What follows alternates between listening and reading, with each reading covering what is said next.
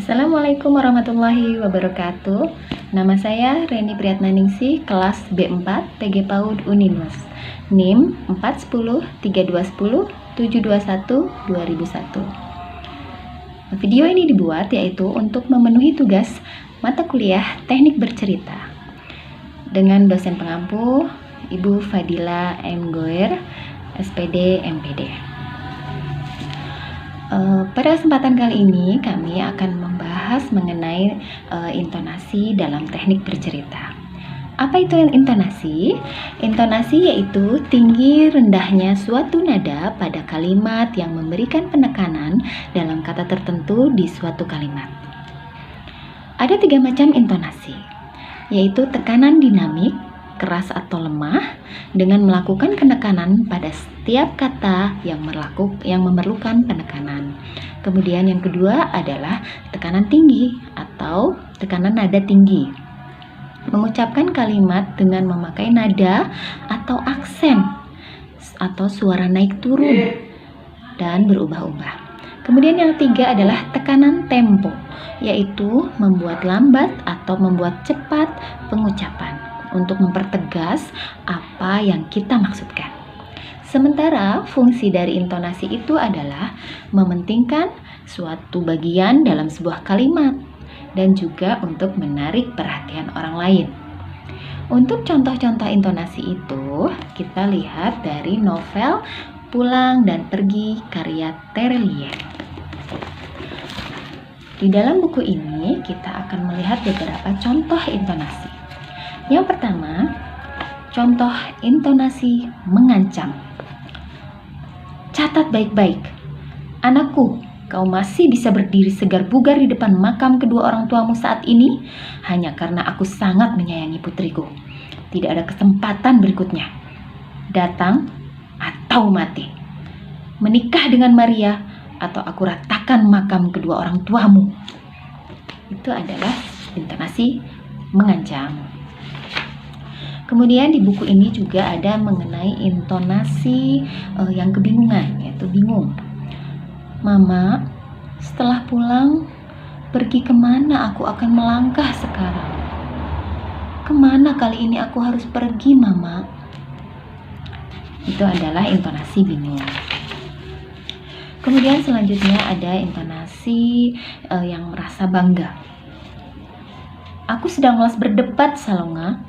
Bujang mengusap rambutnya. Dan berhentilah ceramah sok bijak. Kau juga penjahat dalam cerita ini. Kau adalah pembunuh bayaran nomor 1 di Asia Pasifik. Bahkan sebelum usiamu 20 tahun, 50 tahun terakhir, berapa orang yang kau bunuh dengan pistolmu, ha? Aku tidak membantahnya. Itu benar. Aku membunuh banyak orang. Tapi setidaknya aku penjahat yang berbeda. Aku memiliki prinsip. Jadi di sini dia merasa bangga gitu, bahwa dia adalah penjahat yang memiliki prinsip. Kemudian contoh intonasi selanjutnya adalah intonasi perintah. Kau akan ikut denganku bepergian, Junior. Siapkan perbekalan. 5 menit. Itu adalah intonasi perintah ya. Jadi berupa kalimat perintah. Kemudian ada juga intonasi berikutnya, yaitu intonasi bingung. Bagaimana mungkin kau mengajak anak kecil itu, Salonga? Bujang separuh bingung, separuh keberatan. Perjalanan ini boleh jadi berbahaya. Kita tidak tahu respon beratnya. Otet boleh jadi tersinggung dan mengamuk. Justru itulah aku mengajaknya. Salonga melambaikan tangan santai, mulai melangkah menuruni tangga. Anak itu spesial, dia berbakat besar dalam menembak. Usianya paling baru 18. Memang, tapi itu bukan masalah. Dia akan berguna. Dia ikut itu keputusanku. Nah, itu yang terakhir adalah memang, tapi itu bukan masalah. Dia akan berguna. Dia ikut itu keputusanku. Itu adalah intonasi optimis ya, berpikir optimis. Kemudian selanjutnya ada juga intonasi merasa bersalah. Omong-omong Bujang, aku minta maaf soal kalimatku tentang kau bukan temanku. Nah, itu ada perasaan merasa bersalah, jadi ada nada rendah gitu di situ, dan seolah ya terasa gitu merasa bersalah. Kemudian ada juga intonasi keheranan, atau intonasi heran. Aku belum pernah melihat anak itu sebelumnya. Memang dia baru tiba di Tondo 3 bulan lalu. Baru 3 bulan? Kau percaya padanya? Itu kan nanti ada intonasi heran. Ada kalimat tanya di situ. Kemudian ada juga intonasi memohon. Tolong balaskan sakit hati ini demi anak bungsuku, Tuan Salonga. Itu ada intonasi memohon. Jadi ada pertamanya ada kata tolong.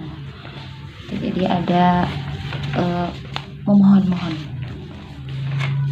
Kemudian selanjutnya ada intonasi kesal.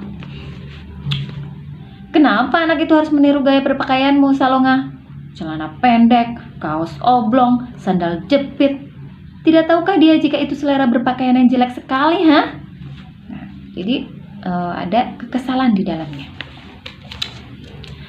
Ada intonasi kesal. Selanjutnya ada juga intonasi kesal yang lainnya, seperti ini. Diam, Maria, atau aku akan menyuruh anak buahku membunuhmu lebih dulu. Natasha membentak. Dan berhentilah memanggilku Tetia. Aku bukan bibimu. Aku tidak pernah menyayangimu. Semua yang kulakukan adalah topeng tebal puluhan tahun. Aku justru membencimu. Dan lebih membenci lagi laki-laki penguasa shadow ekonomi. Mereka bergaya seolah paling kuat. Omong kosong. Itu ada nada yang ditebalkan, yaitu dengan intonasi kekesalan. Kemudian ada juga intonasi marah. Marah di sini kalimatnya. Apa yang pasukan kamu lakukan, Nata? That's berteriak marah. Jadi ada keteriak dan sifat marah gitu. Kemudian ada juga intonasi marah sambil berteriak yang lainnya. Thomas, menuju pintu itu, sambil berteriak. Kalian tidak akan bisa lari dariku. Jadi ada nada yang ditinggikan.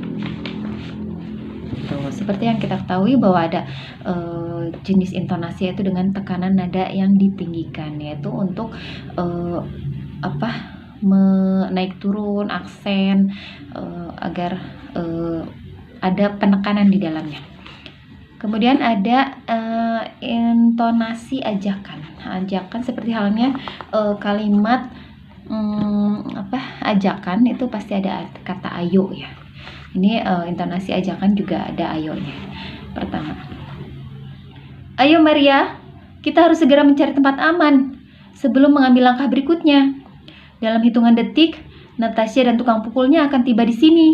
Jadi ada ajakan. Jadi intonasi ajakan. Nah, itu dia mungkin hanya beberapa sekelumit contoh-contoh intonasi yang ada di buku ini, yaitu buku Pulang Pergi Terelie. Masih banyak lagi contoh-contoh yang lain. Apabila dibedah satu buku ini tidak akan cukup waktunya. Untuk itu saya cukupkan sekian. Video ini dibuat untuk memenuhi tugas mata kuliah Teknik Bercerita. Demikian, wassalamualaikum warahmatullahi wabarakatuh.